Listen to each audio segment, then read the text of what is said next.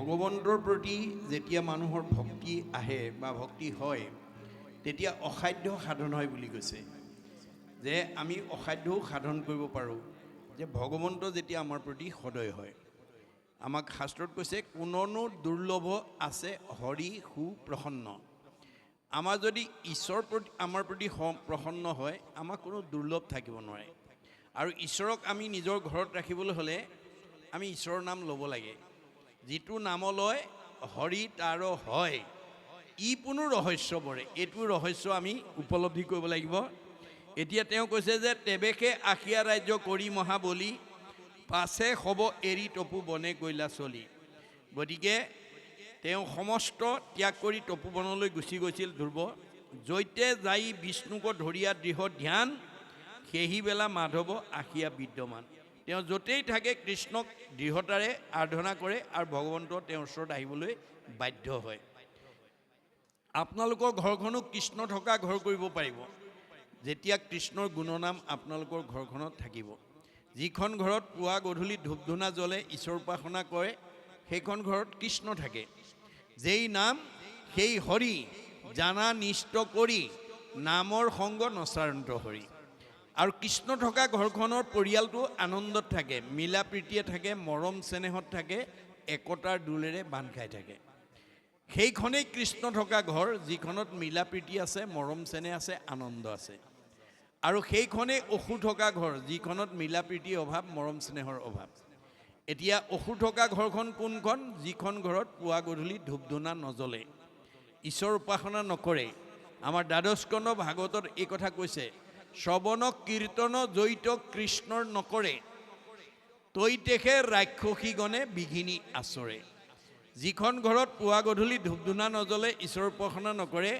সেইখন ঘৰলৈ ৰাক্ষসবিলাক আহে অঘাসুৰ বকাসুৰ প্ৰলম্বাসুৰ অৰিষ্টাসুৰ পুতনা ব্যোমাসুৰ ধেনুকাসুৰ এইবিলাক অৰ্থাৎ কায়িকভাৱে নহয় স্বভাৱগত গুণগত আমাৰ কিছুমান মানুহ আছে কথা ক'বই নোৱাৰে টিঙিচকৈ খং উঠেই কথা ক'বই নোৱাৰে লাঠিডাল উলিয়াই আনেই কথা ক'বই নোৱাৰে ঠেপেচ লাগি চকু পানী উলিয়াই ৩-৪ দিন মানলৈ ভাত পানী নাখায় এই গুণবিলাক যিখন পৰিয়ালত আছে সেইটো অসুৰ থকা পৰিয়াল এই অসুৰবিলাকক যেতিয়ালৈকে আমি উলিয়াই দিব নোৱাৰিম তেতিয়ালৈকে আমাৰ ঘৰত শান্তি নহ'ব অসুৰ মানে আসুৰিক প্ৰবৃত্তিবিলাক সেইকাৰণে কৃষ্ণই সৰুতে কেইবাটাও অসুৰ মাৰি লৈছে গকুলত এই কথাটো আমাক কি দেখুৱাইছে যে আমি ল'ৰা ছোৱালী সৰুৰ পৰাই বেয়া গুণবিলাক মাৰিব লাগিব অৰ্থাৎ সংস্কাৰ কৰিব লাগিব মাক বাপেকেহে জানে জন্মগতভাৱে ইনবৰ্ণ ল'ৰাটো বা ছোৱালীজনীৰ গাত কি বেয়া গুণটো আছে তেওঁ অসন্তোষিয়া নে দুষ্টালি নে পঢ়া শুনাত মনোযোগ নাই নে ইত্যাদি ইত্যাদি বেয়া গুণবিলাক মাক বাপেকে দৃষ্টি ৰাখিব লাগিব আৰু সেই বেয়া গুণবিলাক আমি কি কৰিব লাগিব সৰুৰ পৰাই সংস্কাৰ কৰিব লাগিব দৈৱবশে যদি সাধুৰ সংগ পায় নিশ্চয় জানা তাহাৰৰ স্বভাৱ দূৰ হয় আমাৰ ঘৰলৈ অহা আলহী অতিথি ভকত বৈষ্ণৱৰ ওচৰত আশীৰ্বাদ ল'ব লাগিব প্ৰভুক কৃপা কৰি আশীৰ্বাদ ল'ৰাটো বৰ অসন্তোষিয়া ল'ৰাটো বৰ দুষ্ট স্বভাৱ ল'ৰাটো বৰ পঢ়া শুনাত মনোযোগ নাই ইত্যাদি ইত্যাদি গতিকে আমি সৰুৰ পৰা মাৰিব লাগিব মৰা মানে সংস্কাৰ এতিয়া কৃষ্ণই প্ৰথম অসুৰটো কাক মাৰিছিল পুতনা বাল্যকালত প্ৰথম পুতনাক মাৰিছে পুতনাৰ আভিধানিক অৰ্থটো হৈছে দুৰ্গন্ধ আৰু আশা আকাংক্ষা কামনা বাসনা অৰ্থাৎ আমাৰ অতিপ্ত যিবোৰ বাসনা কামনা সেইবিলাক আমি মাৰিব লাগিব অৰ্থাৎ সংস্কাৰ কৰিব লাগিব আপোনাৰ মনটো যদি লগত নিব নোৱাৰা ধন সম্পত্তিৰ প্ৰতি যদি বলি হৈ যায় তেতিয়া আমাৰ মনৰ অৱস্থা কি হ'ব আমাৰ বেদত কৈছে মানে ধায়তু বিষয়ান পুঞ্চ সংগস্তে সুপ্ৰজায়তে সংগাত সংজায়তে কাম কামাত ক্ৰোধ বিজায়তে ক্ৰোধাত ভৱতি সন্মোহ সন্মোহাত স্মৃতি বিভ্ৰম স্মৃতি ভঞ্চাত বুদ্ধিনাশং বুদ্ধিনাশাত প্ৰণশ্যতি আপুনি লগত নিব নোৱাৰা ধন টকা পইচাৰ মোহত যদি আপোনাৰ মনটো বলি হৈ যায় বাসনাত বাধা পৰাৰ লগে লগে খং উঠে খং উঠাৰ লগে লগে মোহগ্ৰস্ত হয় মোহগ্ৰস্ত হোৱাৰ লগে লগে স্মৃতি নষ্ট হয় স্মৃতি নষ্ট হোৱাৰ লগে লগে বুদ্ধি নষ্ট হয় আৰু বুদ্ধি নষ্ট হোৱাৰ লগে লগে পথ বাচিব নোৱাৰি ৮৪ নৰকত যাব লগা হয় সেইকাৰণে আমাৰ মনটো যাতে কোনো লগত নিব নোৱাৰা ধন সম্পত্তি বলি হ'ব নালাগে তাৰ প্ৰতি আমি গুৰুত্ব দিব লাগিব গতিকে আপোনাৰ মনটো যদি লগত নিব নোৱাৰা ধন সম্পত্তি বলি হৈ যায়, তেতিয়া আপোনাৰ মনটোত একো বস্তুৰে জোৰা নমৰা হয়। যত দিব্য ঘৰ মাৰি বস্ত্ৰ অলংকাৰ, সবেও নুপুৰে মন এক লোভিয়াৰ। আপোনাৰ মনটো যদি লোভৰ বলি হৈ যায়, একো বস্তুৰে জোৰা নমৰা হয়, তেতিয়া আপোনাৰ মনটো অসন্তুষ্টত থাকে। অসন্তুষ্ট প্ৰাণীৰ নখন্দে মনৰ দুখ, তলৈকৰ লক্ষ্মী পাইলে নাহি তাৰ সুখ। যাৰ মনটো অসন্তোষীয়া, তাক তলৈকৰ সম্পত্তিও সন্তুষ্ট দিব নোৱাৰে। এতিয়া আমাৰ উপায় কি হ'ব? উপায় ভাগৱতত দিছে, যেহি পাৱে তাতে মহাতুষ্ট হুৱে মন, তেৱেহে বিপ্ৰৰ তেজ বাঢ়ে অনুক্ষণ। আপুনি পূৰ্ব পুণ্যৰ ফলত এই শালমৰীয়া গাঁৱত আপোনাক ভগৱানে য'ত ৰাখিছে, কৰ্ম কৰি যি ফল পাইছে, ভক্তিৰ দ্বাৰা তাতেই সন্তুষ্ট থাকি সুখে দুখে মুখে জনো চাৰে ৰাম নাম। সুখ দুখ সকলো সময়তে ঈশ্বৰৰ নাম আমি যদি ল'ব পাৰোঁ, তেজ মানে শক্তি, তেজ মানে প্ৰভাৱ, তেজ মানে প্ৰতিভা, তেজ মানে চেহেৰা, তেজ মানে পৰমায়ুস বৃদ্ধি হ'ব। আৰু যদি তাকেই নহয়, তেতিয়াহ'লে নিজৰ ভৰিত নিজে কুঠাৰ মৰা হ'ব। সেইকাৰণে আমাক মানে দাৰ্শনিক পণ্ডিতে কৈছে, we must concentrate as much as we get from God. আমাৰ মনটো ভগৱানে দিয়াতে আত্মসন্তুষ্টি থাকিব লাগিব। ভগৱানে যি দিছে তাতে আমি আত্মসন্তুষ্টি থাকিবলৈ শিকিব লাগিব। যদি আমি সেই কথাটো নাজানো, তেতিয়া আমাৰ ভৰিত আমাৰ নিজে কুঠাৰ মৰা হ'ব। আজি আমাৰ এই দৰ্শনটো নজনাৰ কাৰণে বহুত উচ্চপদস্থ বিষয়ত চাকৰি কৰা বহুত কোৱালিফাইড মানুহে মানে ভগৱানে দিয়াটোত সন্তুষ্ট নাথাকি নিজাববীয়াকৈ অন্যায় ধৰ্ম কৰি ধনী হ'বলৈ গৈ ৰঙা ঘৰৰ অতিথি হ'ব লগা হৈছে। বহুতে চাকৰিৰ পৰা নিলম্বন হ'ব লগা হৈছে। আমাৰ ভাগৱতৰ এই দৰ্শনটো জানিলে আমি কেতিয়াও চাকৰিৰ পৰা নিলম্বিত হ'ব লগা নহয়, বা আমি কেতিয়াও বিপদগ্ৰস্ত হ'ব লগা নহয়। সেইকাৰণে ভাগৱত শুনিবলৈ আহিব লাগিব, যে ভগৱানে দিয়াটোত আমি আত্মসন্তুষ্টি থাকিব পাৰিব লাগিব, আৰু সেইটো বস্তু ভকতিৰ বাদে আনে দিব নোৱাৰে। এই তথ্য আমাক দিছে। তাৰপিছত কৈছে যে য'তেই যায় তেওঁ তাতেই ভগৱানক সুদৃঢ়ভাৱে ধ্যান কৰে। য'তে যাই বিষ্ণুক ধৰিলা দৃঢ় ধ্যান, সেইবেলা মাধৱ আহিলা বিদ্যমান। ভগৱানক যেতিয়া আপুনি নাম ল'ব, ভগৱানে আপোনাৰ ওচৰত আহিবলৈ বাধ্য হ'ব। মনত ৰাখিব দেই। গতিকে যিটোজনে যাই নাম ওচৰি, তাৰ পাছে পাছে ভ্ৰমন্ত হৰি। বৎসক স্নেহ যেন ধেনু ধাৱে, ভজিও জানি হেন হৰি পাৱে। গাইজনীয়ে পোৱালিটো যেনেকৈ মুখৰ আগত লৈ যায়, ভগৱন্তৰ নাম লৈ যোৱা জীৱটোৰ পিছত ভগৱন্ত তেনেকৈয়ে ৰক্ষণাবেক্ষণ দি যায়। একচিত্ত মনে যিটো মহাজনে, ফুৰে গুণ নাম স্মৰি, তাক ৰক্ষা কৰি ফুৰয় সদায়, হাতে কৌমদকী ধৰি।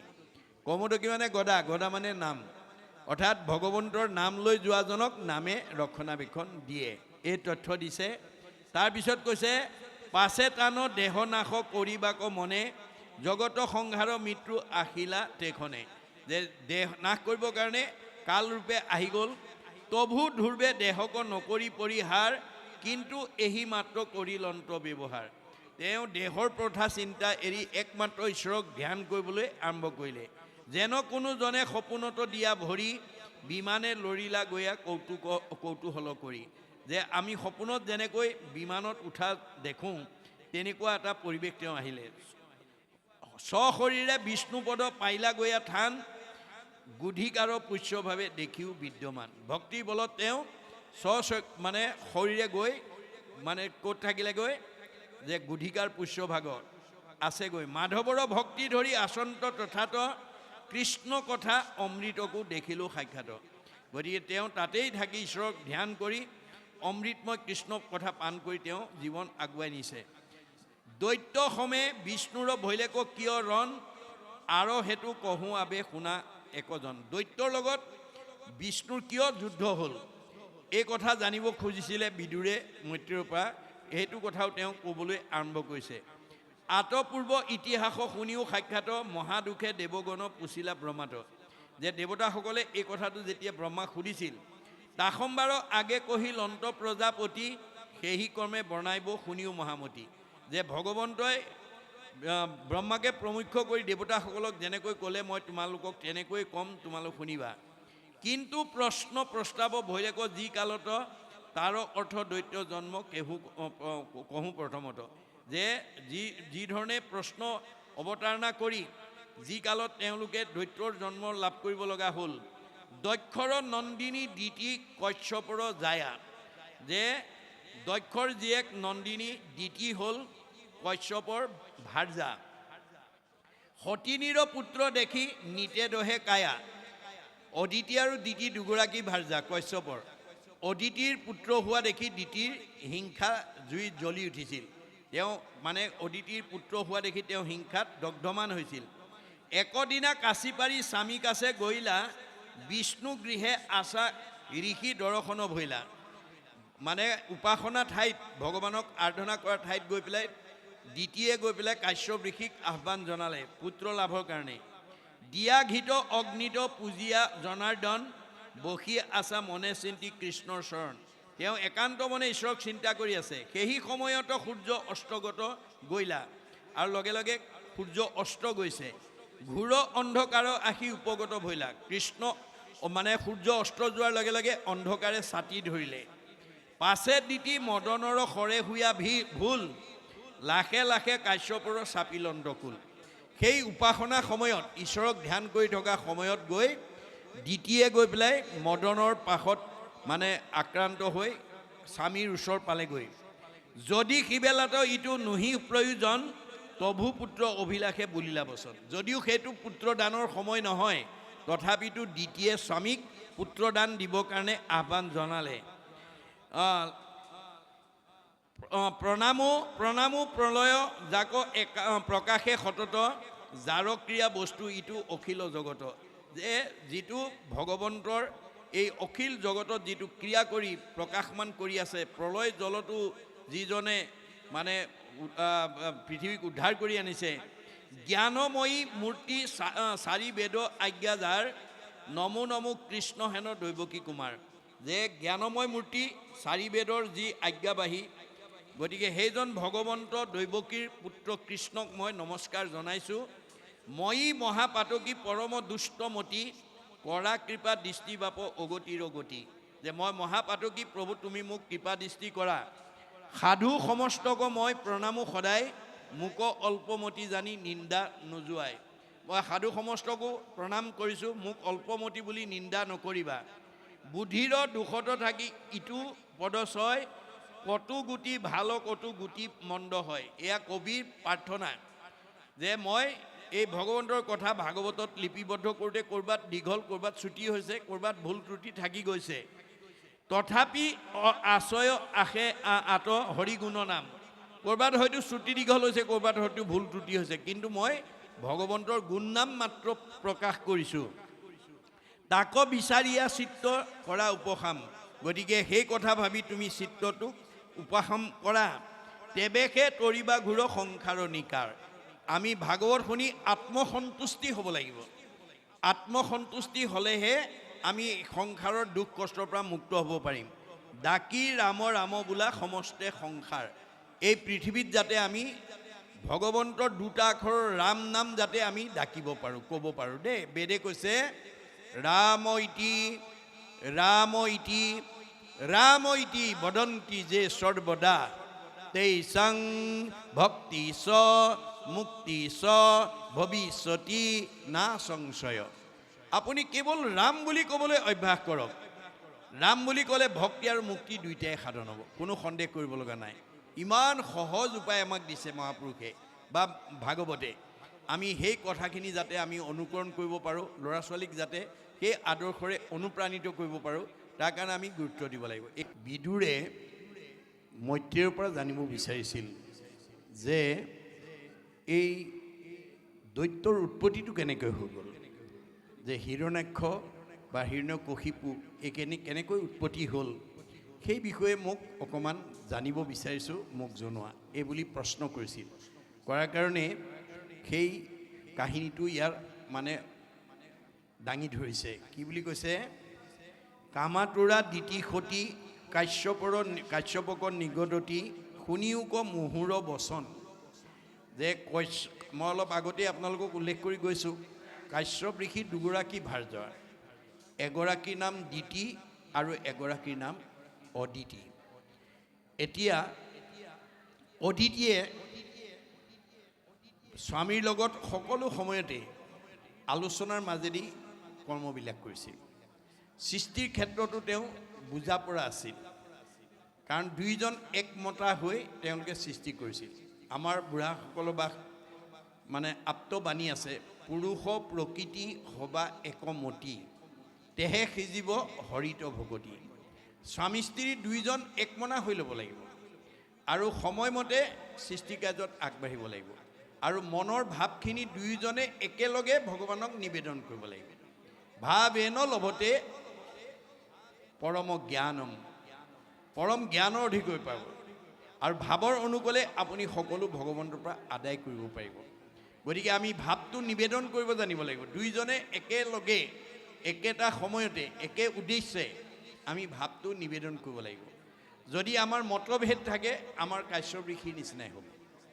কাৰোবাৰ স্বামীয়ে জানে, ভাৰ্যাই নাজানে, কাৰোবাৰ ভাৰ্যাই জানে, স্বামীয়ে নামানে। এনে পৰিস্থিতিত আমি কেতিয়াও মনৰ কামনা সঠিকভাৱে পূৰণ কৰিব নোৱাৰিম। সেইকাৰণে দুয়োজন একমনা হৈ একে সময়তে একে উদ্দেশ্য একে লক্ষ্য আমি নিবেদন কৰিব লাগিব। গতিকে আমি তেতিয়া ভাৱৰ দ্বাৰা আমি সকলো ভগৱানৰ পৰা আদায় কৰিবলৈ সক্ষম হ'ম। এতিয়া এই দ্বিতীয়ৰ ক্ষেত্ৰত কি হৈছে যে তোমাৰো নিমিত্তে পুনু কৰে ধৰি পুষ্পধনু পহাৰন্ত আশ্ৰয় মদন। গতিকে দ্বিতীয় সতীয়ে গৈ মানে স্বামীক উপাসনাৰ স্থানত গৈ পেলাই পুত্ৰদানৰ কাৰণে আহ্বান জনাইছে। তৰুণ কদলী প্ৰায় যেন মত্ত গজৰাই দন্তভিৰি কৰে পহাৰ, মই দুখিনিক আতি সেহিমতে ৰতি পতি পঞ্চবাণে হানে বাৰম্বাৰ। যে তেওঁ পঞ্চবাণত কামবাণত তেওঁ কামাতুৰা হৈ গৈছে আৰু স্বামীক সেই কাম উপশম কৰিবৰ কাৰণে আহ্বান জনাইছে।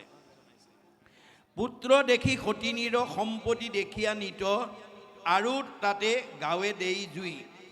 তাৰোপৰি সতিনী অদিতিৰ তেওঁ যেতিয়া পুত্ৰখিনি দেখিলে, তেওঁ গাত জুই জ্বলাৰ দৰে হিংসাৰ মানে অগ্নি জ্বলি উঠিলে। তেওঁ হিংসা কৰি আছিল। এহি জানি কৰা দায়া কামাগ্নিক জোৰায়া কৃপা কৰিবাক যোগ্য হওঁ। যদি মই তোমাৰ কৃপাৰ যোগ্য হওঁ, মোক এই কামবানৰ পৰা তুমি উপশম কৰা। এই বুলি দ্বিতীয়ে গৈ স্বামীক আহ্বান জনাইছে। স্বামী হন্তে পুত্ৰ চাই যিটো ভাগ্যৱতী পায়, সিটো দেশে যশে জগত ভৰয়। যে স্বামীৰ মানে ঔৰসে সৎ সন্তান জন্ম দিব পাৰিলে পিতৃ মাতৃ গৌৰৱ বৃদ্ধি হয়। সৎ সন্তানৰ প্ৰতিভাই মাক বাপেকক কি কৰে? গৌৰৱান্বিত কৰে বা যশস্যা বৃদ্ধি কৰে। তজু সম স্বামী পাই তভু যাৰ পুত্ৰ নাই, সিটো নাৰী নিষ্ফলে জীয়। গতিকে তোমাৰ নিচিনা এজন সুযোগ্য স্বামী পাই মই যদি পুত্ৰহীনা হৈ থাকোঁ, তেতিয়াহ'লে মোতকৈ আৰু দুৰ্ভগীয়া বা মোতকৈ বিফল জন্ম ধৰাৰ দ্বিতীয় ব্যক্তি নাথাকিব।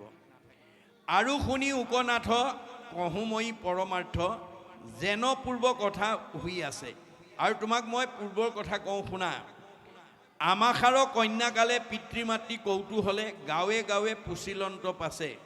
যে মোৰ কন্যাকালতে পিতৃ মাতৃয়ে এই কথাখিনি কৈছিল, শুনিও দুহিতা লোক স্বৰূপ কহিও মুত কাকত এবে বৰি বাহাপতি। তুমি কাক স্বামী বৰণ কৰিবা? মোৰ কন্যাকালৰ সময়তেই মাক দেউতাই কৈছিল। আমাৰো জানিয়া ভাৱ হৰষিত হুয়া গাঁও, তোমাতো দিলন্ত মহামতী। গতিকে মোৰ এই মনৰ ভাৱ বুজি আনন্দ মনেৰে পিতৃ মাতৃয়ে তোমালৈ মোক বিয়া দিছে। তজু ৰূপ গুণগণ শুনি আতি ৰংগমন, মহাস্নেহে ভজিলোঁ তোমাক।